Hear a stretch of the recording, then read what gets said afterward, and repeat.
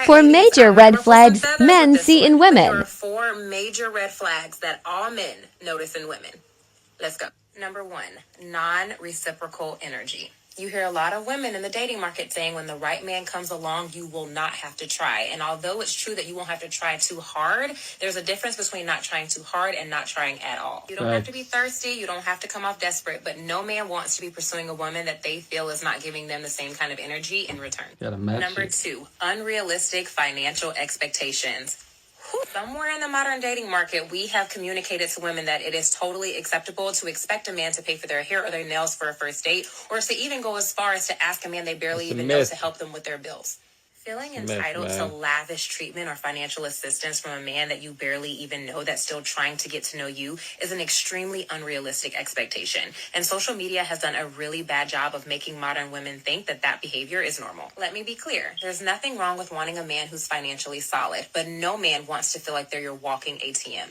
Oh, God. Number 3, immaturity and uncontrolled emotions. Immaturity, uncontrolled emotions, acting crazy, all of that has been rebranded recently as being toxic. And there are a lot of social media channels out there that actually glamorize being toxic and encourage women to engage in this kind of behavior. When good men get a sense of that behavior, you lashing out, blocking their number, cursing them out, they either just stop taking you seriously from that point forward, or they don't tolerate it altogether. Because you're coming across to him more so like a child who's throwing a temper tantrum than you are a woman who wants to be taken seriously as an adult.